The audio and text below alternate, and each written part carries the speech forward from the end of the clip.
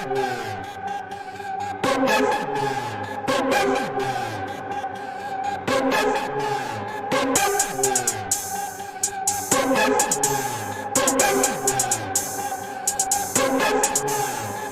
to the Daily Thunder Podcast. I'm your host, Brandon Rabar, beat writer for DailyThunder.com. Every week, we will have guests ranging from national sports writers and local reporters to OKC celebrities and Thunder staff and players. This week, the man who started it all, I wouldn't be here without him. A man who needs no introduction, Daily Thunder founder, ESPN's Royce Young. Our guest this week on the Daily Thunder Podcast is ESPN, NBA writer, and Daily Thunder godfather, Royce Young. How are you doing, Royce? What's the official, like the really cool sounding thing? Is it emeritus, editor emeritus? I don't think I'm technically that, but that sounds cool. I've always wanted to be emeritus. Yeah. I'll talk to Cray and John about putting that on the masthead. Can I get that title? Yeah. I think so. I'll apply You for should it. be. I'll be honest. I feel like you should be hosting this podcast, not me. All right, let's turn it around. Brandon. I do appreciate you taking your time out of your really busy schedule right now, though, to be on with us. I know, things are moving, 1,000 miles an hour over there for you.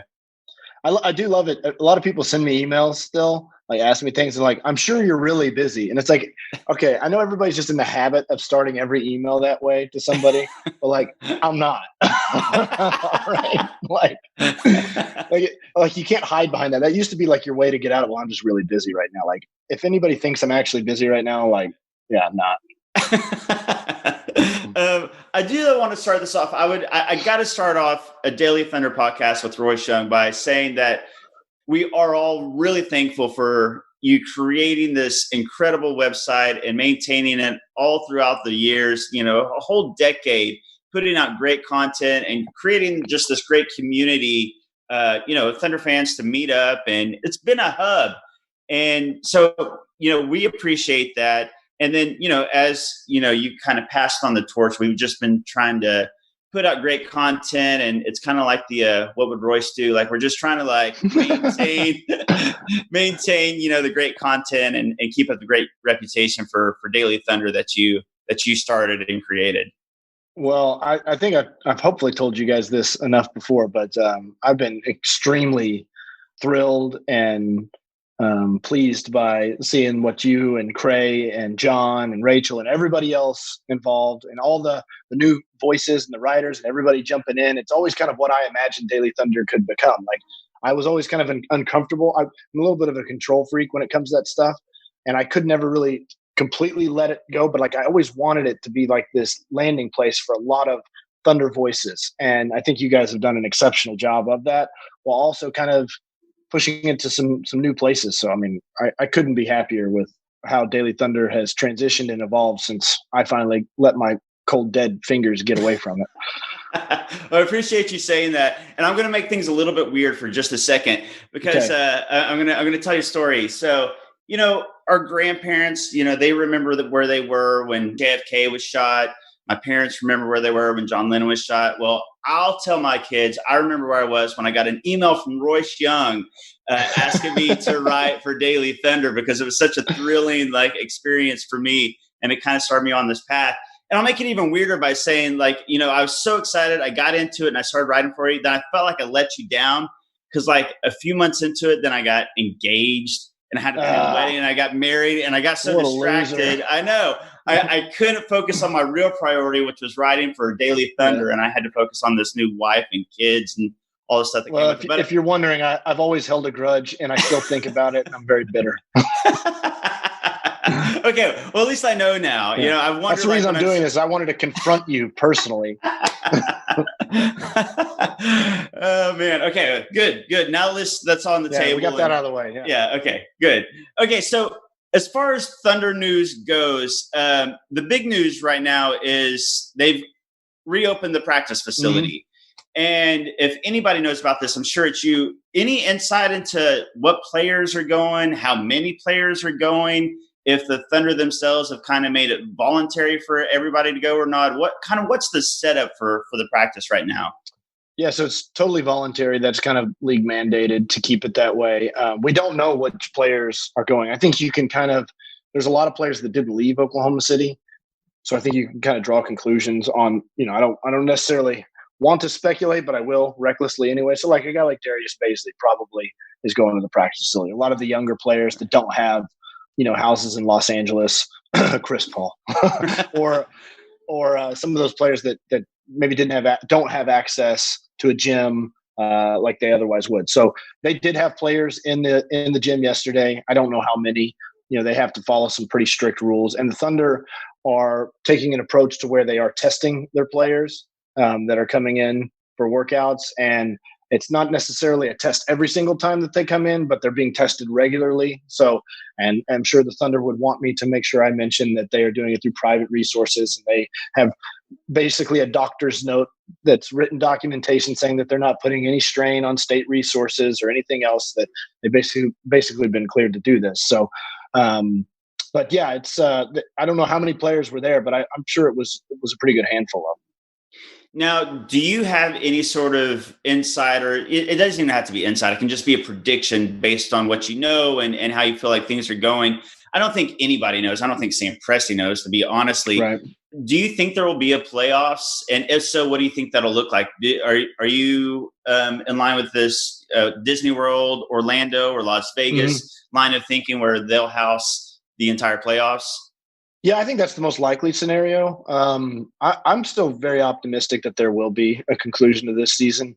I think there's a lot of reasons as to why. The first and most obvious one that everybody's going to point out is money, right? Just like direct money right now. It affects the bottom line. Starting May 15th, players started seeing money missing from their paychecks, and that can be a motivating factor. And when it comes down to it, it is going to be just Adam Silver's decision, essentially.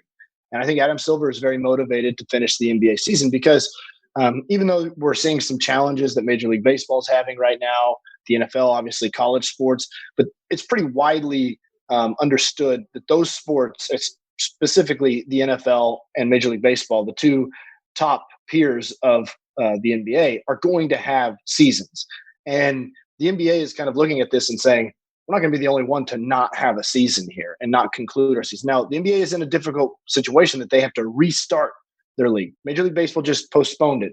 The NFL can spend months planning to prepare for whatever their opening weekend looks like. The NBA had to stop and now has to restart in some way. And that's going to require so many different things. Like the players union is going to have to collectively bargain you should see the list of things that are going to be collectively bargained because, from like qualifying offer deadlines, team option deadlines, rookie extension. All these things there has to be new deadlines set because the new league year is going to be pushed back. Normally that's July 1st when free agency would open.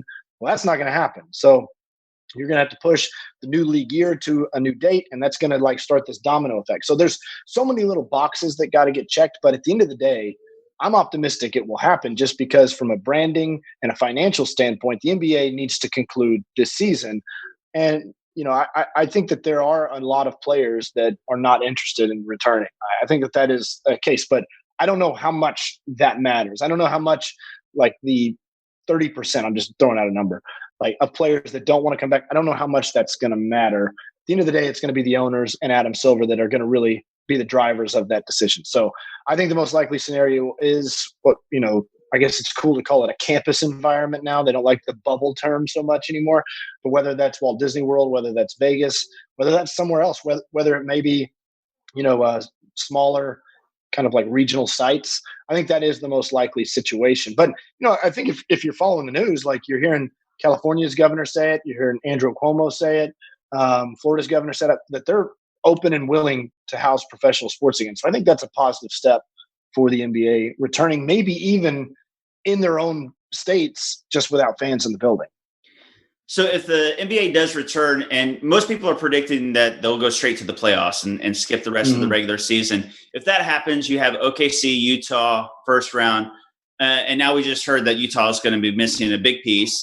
What's your prediction on our first round matchup with the Thunder and Jazz if it happens? And how much of the storyline is going to be, the Rudy Gobert, Donovan Mitchell, COVID-19 night in Oklahoma City? Yeah. It's pretty fitting, right? To pick the season back up where it left off. I think that would be pretty fitting. And I don't know that it'll matter. I know some people would be like, that game March 11th was for the 4-5 seed. Like if the Thunder win, they're the 4 seed and they lose home. Like, I don't know that home court advantage is really going to matter anymore right here. So don't be too upset about that one. I actually think, though, from a matchup standpoint, I think the Jazz would have been one of the teams the Thunder kind of would have wanted to play. I think in years past, the Jazz proved to not be a great matchup for the Thunder based on their defensive scheme. But I think, a lot of what they do is they play the drop coverage with Rudy Gobert, and they basically have Russell Westbrook battle his own worst enemy, which is himself, and see if Russell could resist and make good decisions in the mid-range. So, now you have the Thunder on this side. They're one of the best, probably the best mid-range team in the NBA right now, statistically speaking, and really one of the best we've seen in the last decade. So I think you kind of put the Jazz scheme versus that. And I think at the end of the day, Brandon, it'll just be like, are the Thunder making their shots? If the Thunder make their mid-range jumpers, they're going to win that series. If they don't, it's going to be a tough series to win. And I think it honestly will come down to kind of almost as simple as that. So speaking of this year's Thunder team, where do you rank them? You've covered the Thunder since day one. In terms of being a fun team to watch, in terms of, the expectations were nothing and they've exceeded those. Obviously there's been teams that have been way more successful, that have way more star power. But as far as you covering this team, where does this team rank as far as, your favorite Thunder teams? I would say they're fairly high. I would have to think. I think my favorite Thunder season ever, and if you go through the old DT archives, I think I actually wrote this exact thing, that it was the year that the Thunder went to the Western Conference Finals and lost to the Mavericks. And I think I wrote that, like, this is your favorite Thunder season ever. Like, remember this, because it was all fun and games leading up to that. And there was heartbreak and it was sad that they lost. But like, that was the best it's going to be in terms of lack of true expectation and what's entertaining. Because I think the difference between that team exceeding expectations versus this team is that team had this trajectory, right? Like there was, like, you could see like this bright future ahead. Right. And so it was like, oh my gosh, that was so fun. And what's next for them? How good is Kevin going to be? How good is Russ going to be? How good is James going to be? And so like that was like really intoxicating. This group, while clearly exceeding expectations, probably in a more profound way than that team did, it's like a different trajectory. It's like, enjoy it while it lasts, because it won't happen very long. And so like, I think that kind of cloud over the season, I don't know. I mean, you can probably speak better to this than me, Brandon, but like, do you feel that? Like, is it something in the back of your mind when you're like, oh, that was an awesome overtime win against Philly, but they probably won't be again? Like there's nothing to build on here. And so, and also kind of knowing that like this team does have a ceiling. I think that it's pretty well understood that like winning a playoff series would be a massive achievement, right? I don't think anybody's thinking like, well, things might break right. And like maybe the most optimistic Thunder fan is trying to sort out matchups to get them into the Western Conference Finals. I don't know. Right. But I don't know, that to me seems like the difference and where like I would rank this season versus some of those really entertaining seasons, is that those seasons were like, oh, there's something better to come. And this one's like going to go the other way, Right. No, I completely agree with that. I feel like the one, thing to kind of hold on to as far as like the trajectory going up has been Shea, because he is kind of the cornerstone moving forward. So I feel like to me, it's almost been kind of two separate things. You're rooting for the team. It's been fun, like you said, watching this team exceed expectations, but knowing that there's a cap on it and knowing that it is going to be this season. But then in the back of your mind, you're like, but Shea. But I mean, just like watching the Shea development. But Shea. So it's a lot more fun to say that than think, but draft picks, because draft picks, I mean, there's a lot of them there, but they're not as fun to think about necessarily in the present moment. Oh yeah. No, I've been scouting like a lot of middle schools though. I mean, like there's some good players out there. There's a lot 20, of 25. James Jr. Yeah, exactly. The only other bit of Thunder news that's come out during this shutdown has been Andre Robertson got on a podcast with Colorado Buffaloes blogger, writer, and he said that he's ready to play. He said that he feels like the trainers will say he's a full go. Of course, we heard that at the beginning of the season, and then just things didn't happen. Do you think Dre will one, I guess, play this season if it were to happen again, and then two, ever play for the Thunder again? That's a good question to phrase it. Just like, what's more likely, Andre Robertson to play this season or the NBA to play this season? Honestly, at this point, I think the Andre Robertson's more of a toss up. It's like, oh, I don't know. I know that he sounded optimistic on that podcast, and that's great because I think a lot of what Dre was battling was some confidence in a return and what that might look like. I think that's why he stepped away from the team, went to California to kind of privatize his rehab.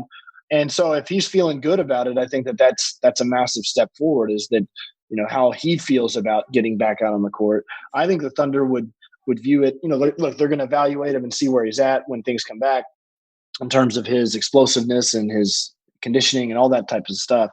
But look, he's a guy that can help your team. And it might not be in a 34-minute starter role anymore. It might be more of a 12-minute role-playing role.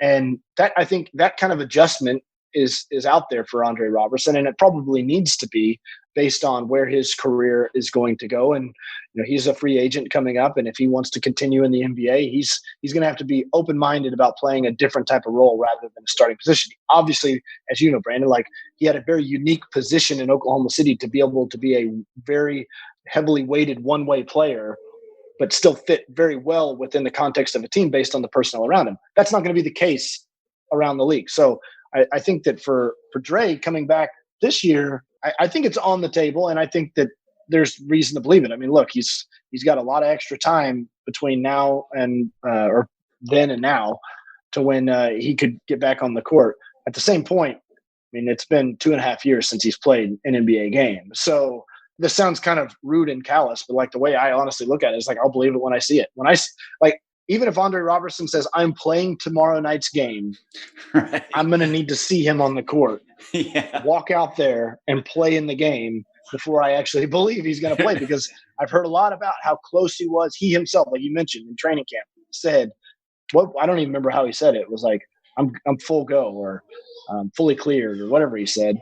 And then he didn't practice at all in training camp, So it's kind of, it's fool me once, shame on whatever. I don't want to George W. Bush this. But it's the player who cried wolf type thing. Right. Absolutely. That's a great way of putting it.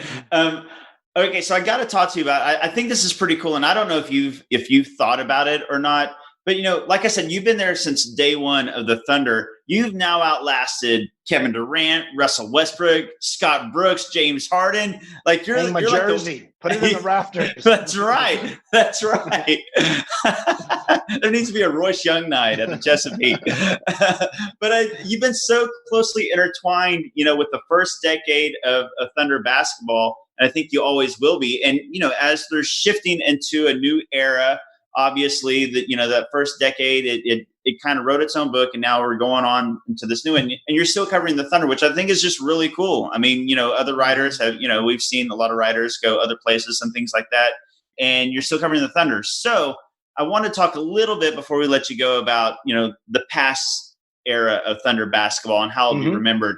Do you think it'll ultimately be remembered as a success or a disappointment?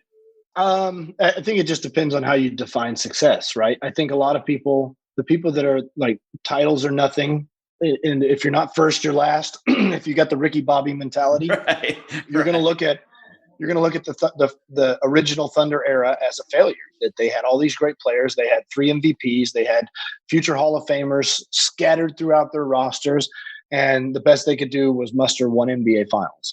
I think that those types of people, I don't think that's a fun type of fan to be, but I understand that perspective that you view it as championships are the goal and they failed in that regard. So look, I think that that's fair to say that the Thunder did fail. On the other hand, I think if you look at it in a more macro level of what the first era of Thunder basketball represented, which first and foremost was establishing professional sports in Oklahoma City, which seemed impossible to do, to turn the Oklahoma City Thunder, for crying out loud, into a household NBA name, to establish something bigger than basketball in OKC, where the Thunder have been at the forefront of kind of a revolution within our city. I think that in that types of mindset, it's been an overwhelming success. So if you're willing to look at it more that way, and then you can kind of get into the nuanced perspective of if you told Thunder fans back in 2008 when they were watching that team that was 3-29.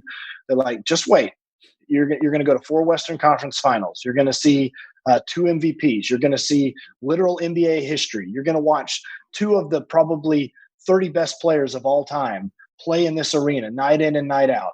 Or actually, maybe more than that if you throw James Harden in there. So, like, if you go through all that, you're gonna have an NBA Finals in Oklahoma City. I often tell people I remember going to a preseason Thunder game back in 2008 when they first came here with my best friend Andy, and we were sitting up in Loud City, like the very top, and we were like, it was kind of like embarrassing to be at like a Thunder game. It was kind of like, what is this? It felt like really stupid to be there, honestly. Like, what is this game? Like, how am I supposed to care about this team? And we were like talking about like, man, what if they made it to the playoffs one day?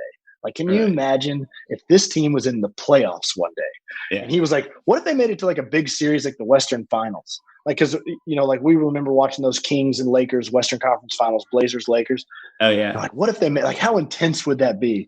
And like, guess what happened? They made it to that stuff. So like, from my mind, like, it couldn't have been more successful. But then again, that's just the perspective that I take. I'm not a championships or everything kind of person. Heck, I've been a Cubs fan for most of my life, so of course I'm not. I think that there's a larger picture to the story. I think there's kind of a beauty to the failure in some ways. And while I think some people will look at the Thunder as the great franchise that wasn't, the great what if of NBA history, like, I kind of look at it as there's a beauty to that. Like, they have these great players. And I think over time you can kind of embrace the fact that like these players played in Oklahoma City and put the Thunder and Oklahoma City at large on a global map. I think you put that perfectly. I'm really glad you said that, because there is a definite rings culture now where it's championship or nothing. And honestly, it's a bummer to see how many people talk about that era of Thunder basketball in a negative way, in a negative light. And I think you hit on all the positives that were that era. And I hope that ultimately one day most fans, at least Oklahoma City fans, outside fans will say what they'll say, but hopefully, Oklahoma City realizes what we've had and how good it's been and how successful it's been. Well, and let me say this too. So like, you saying that made me think of this, that at some point, someday, I'm pretty sure the Thunder, it might be in 50 years if they're still in Oklahoma City, are going to win a title. I mean, the bell tolls for each franchise one day. It all comes together at some point.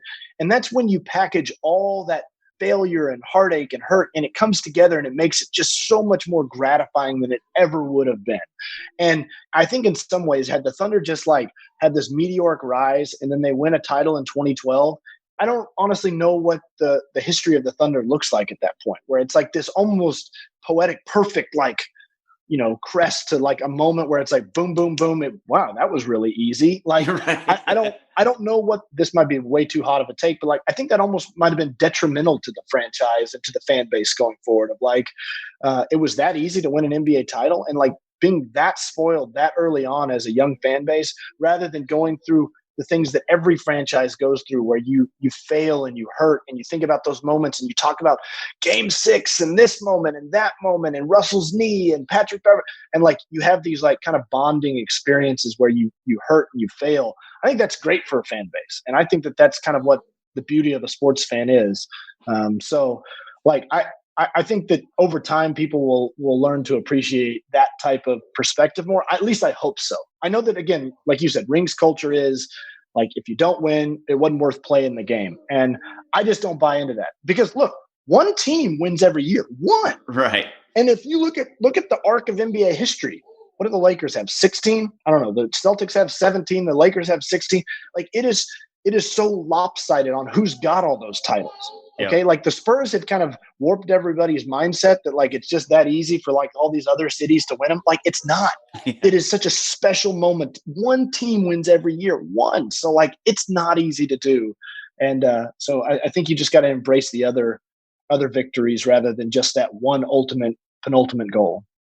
That's perfectly put, and I think you're exactly right. And I think had they won in 2012 or 2013, had the Russ knee, the meniscus, Patrick Beverley thing not happened, or 2016, I think you're right. I think that if this fan base and the city, the state would have got that success so early, what would have happened? 10 years from now, 20 years from now.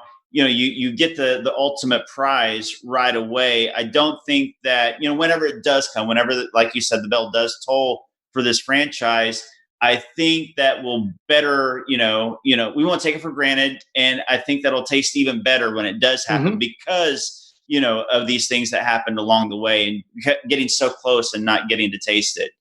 So again, I speak as a Cubs fan that, for my entire childhood, I watched every Cub failure and kind of wallowed in that misery. And then there was that ultimate payoff. And I think in some ways, a lot of Cubs fans lost their identity when the Cubs won the World Series. Like they went from that team, that kind of bonding experience. And so, look, no Cubs fan is unhappy that they won the World Series, but I do think some lost kind of a sense of who they were as a Cubs fan, because it's like, now we're the team that won.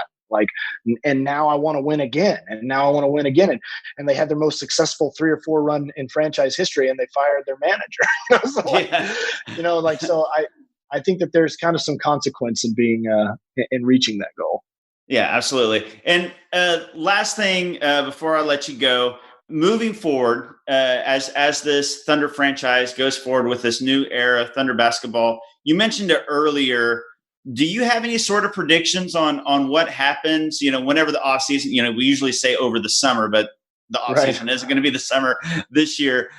Any predictions as far as, Chris Paul, Gallo, Schroeder, Adams? I think a lot of people thought that this team was going to trade off some pieces and rebuild. Some people thought tank. Obviously this season might have just been its own thing. And then, I don't know if fans expect this team to come back as is, but there's a very real possibility that some of these pieces won't be here next year. Do you have a prediction on that, or what the Thunder may do? It honestly is pretty hard to predict, because I think a lot of it, Brandon, just really hinges on what happens with Chris Paul. And I think that, look, the Thunder, Chris Paul is not going to leave his $44 million on the table. He's going to opt into that. And unless there's a trade partner for the Thunder, I honestly think it's just as simple as, if the Thunder find a trade partner for Chris Paul where they're not giving him away, that they feel good about that trade. Because again, trading Chris Paul is an extension of trading Russell Westbrook. It's more return on the Russell Westbrook trade. That's when the kind of the rebuild begins. That's when you can start to disassemble the team, sell off some other parts. Because Sam Presti, as we all know, is not a knee-jerk executive. He's not going to just tear down the team to do it. If he wanted to do that, I think a lot of people had this mindset going into the trade deadline. He's going to tear apart the team. He's going to do it right here. Here it comes. But if he was going to just tear apart the team, he would have done it before the season started. Right. There was no reason to just play out the year and see what happens. He was trying to maximize the value of every player on the roster. And that was kind of happening with how well the Thunder played. And so he was waiting for the good offers to come. And if people hit the price tag, he was going to make the deal. Now, are they going to re-sign Danilo Gallinari? That doesn't really fit into a future track of what they're trying to accomplish. But I think it essentially means that every player is available for the right price on the roster. And that begins with Chris Paul. If Chris Paul gets traded, that's when you start to kind of pull some of the planks off the wall and start to sell off your spare parts. But until that happens, and honestly, I think at this point, Brandon, here's my prediction. I'm dancing around it. I think it's much more likely that Chris Paul plays next season in Oklahoma City than he does. I would guess that Chris Paul plays next year in OKC. And again, the caveat there is that somebody comes in and offers a first-round pick for him. But I don't know if that's going to happen. Nice. That's going to be the soundbite we use to promote this episode. Royce Young officially predicts that Chris Paul plays in Oklahoma City next year. Or gets traded to the Knicks.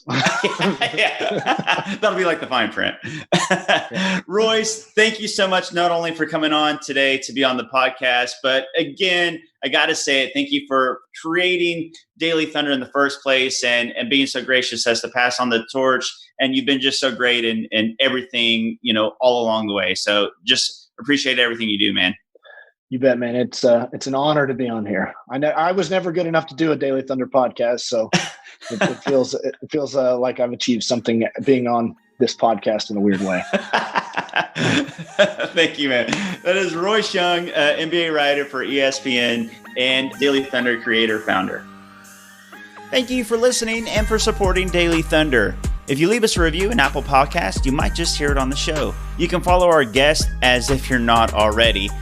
Royce Young, @Royce Young, the best Thunder follow you'll ever make. I'm in the top like 20 though. Give me a follow at Brandon Rabar as I cover the Thunder beat. If you become a patron of the show, you'll receive early access to Daily Thunder content, including bonus podcast segments, along with a weekend edition, a rundown of the best stories, news, tweets, and shenanigans from the Thunder universe, complete with a letter from the editor written exclusively for our patrons. You can join today at patreon.com/Daily Thunder. This podcast is produced by Rachel Jameson. You can follow her. She's like a top 4,000 Thunder follow at Rach Jameson. Send your questions and feedback to dailythunder@gmail.com and stay on dailythunder.com every day to catch the latest Thunder news, recaps, analysis, interviews, and all kinds of nonsense. We'll see you next week.